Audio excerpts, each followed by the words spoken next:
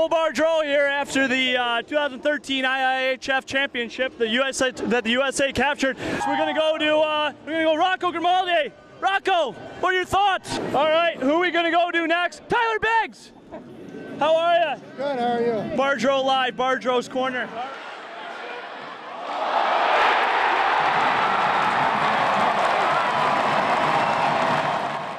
Probably the most unique thing about him is how he's always going. Like his mouth or his body or something is always going. It's like an Energizer bunny, you know. And that's how he plays too. And yeah, he's spirited, I'd say. When he was talking to me, I was just really worried about him and how all of this would impact him. He had just come from Russia, was on a really huge high. His advisor was talking about the NHL teams that were looking at him, all of his hopes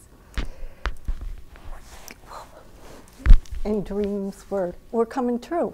And it was like, it was there and it was gone.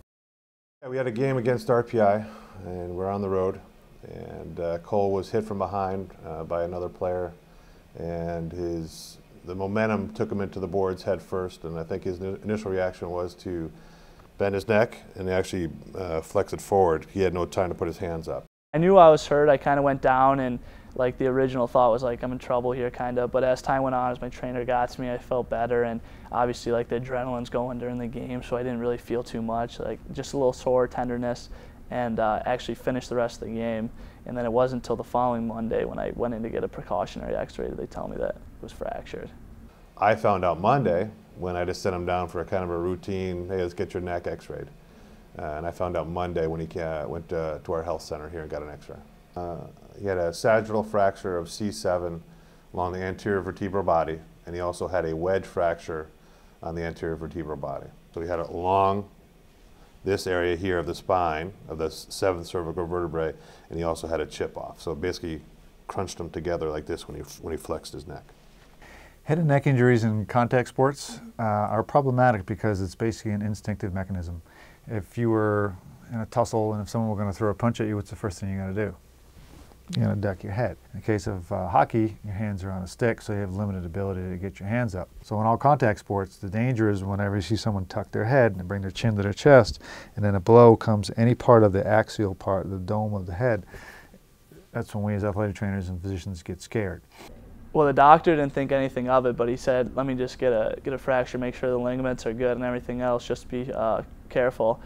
And he came up and he was like, well, you have an unstable fracture, you got to lay down, and kind of in a sense of panic, that's what kind of got me going too. I mean, obviously it's nothing to joke around about, but it was, yeah, that's what really scared me. Because you never think it's going to happen to you. You always see videos every once in a while of kids going into the boards wrong and this happening, and just that it could happen to you was unbelievable. His type of injury usually results in serious neurological damage long term. I think because of the location of where his injury was and a couple other lucky factors, he's very lucky. He doesn't have surgery and he's still walking and fully functioning. Some of the imaging shows that he's got a really wide spinal canal. So in other words, the canal that fits your spinal cord for him is wider than other people. So even if he dislocated that, he probably would have been relatively safe. So one, genetically, the doc said you should thank your parents because they made you the way you are, but also lucky in general that we found it. They actually, the doctor that I go to, Dr. Molinari in Rochester, he went to a conference and showed him my X-rays and CAT scans, and they said that they've only seen one other case ever, and that was Steve Smith. He's a wide receiver for the Carolina Panthers, and it had it happen to him in college at Utah. He has amazed me through this whole process. He's seen the positive of it, and he's never gotten down or been negative about anything. He's that kid that you can't put your thumb down on him. He's going to kind of fight back a little bit, and he wants to know, well, what can I do? Can I stick handle? Can I get on the bike? Can I at least, do something with my legs? I don't want to sit still. He feels like he's just a bump on a log now.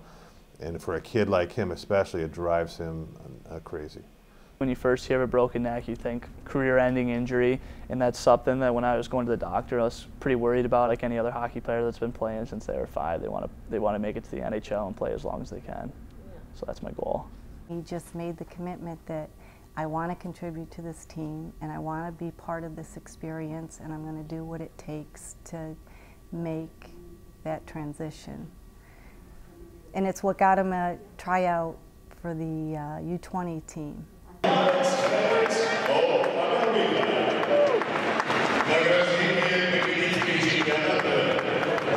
It's called World Juniors. It's U20, the U.S. team.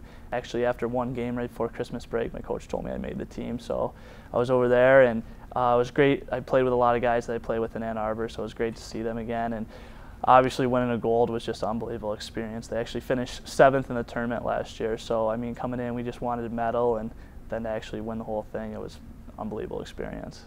Oh, Mama, don't you cry! Oh, Mama, don't you cry! USA hockey is do or die! USA hockey is do or die! When Cole first started playing hockey, he was probably as wide as he was tall.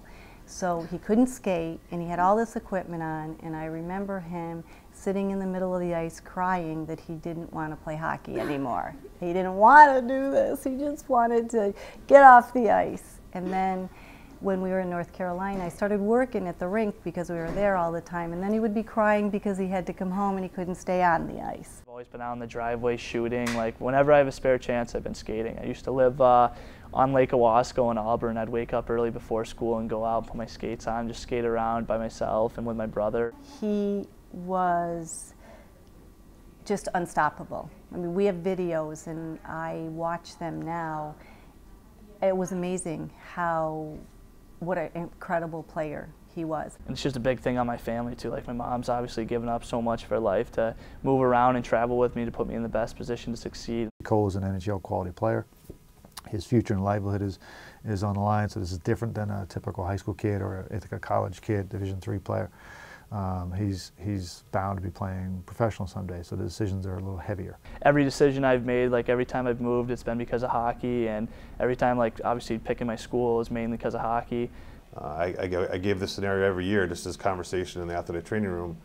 If you could play 7 years, and this has been done with the NFL, if you could play 7 years in the NHL, but would shorten your life by 10 years, would you do it? And by that I mean maybe you're only going to live to 80 and now it's 70, or maybe it's 40 and now it's 30. Would you do it? And without pause, yes. Most of the kids will say yes. I'm not really that scared because, I mean, that's all I've been doing for the past like 13 years of my life. But I think it's more nerve-wracking for my parents, for my mom especially, who comes to all my games, and watching that on TV and knowing that I will go back pretty much at all costs. So I think it's more nerve-wracking on her. These guys will do whatever they can to be on the ice. They're highly motivated, highly skilled, very competitive people. After having this brace on for 3 months, I think it's going to be a little weird taking it off, and I'm sure I'll be a little cautious. But like I said, I've never been that kind of kid after an injury. I've always jumped back on the horse and probably even gone even harder. So I think that that should be the same in this case. They're willing to sacrifice something in order to play. Their health, you know, I'll have kids that will lie about a concussion, and to me that's stupid and crazy, but they're willing to do that.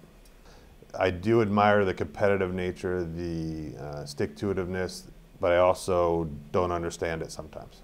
Like I said, every free chance I get, it's been dedicated towards hockey, and I've put so much into it. I've invested so much time, and it's just something that I'm not ready to give up right now. I couldn't even imagine my life without it. I'm not scared of him going back and playing.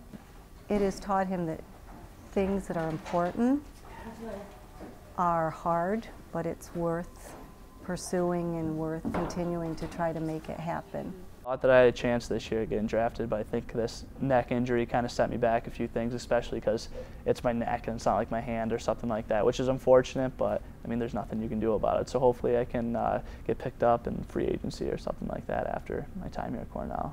I just hope that he can continue to move forward, and that he can actually be an inspiration to other people to get through these things and know that it's just a bump in the road. It's just all I've been doing. I love the game. I mean, it's so important. I've given up so much in my life to play and to get here where I am today, and it's just something that I'm not ready to give up at the time. 10-4. We're out.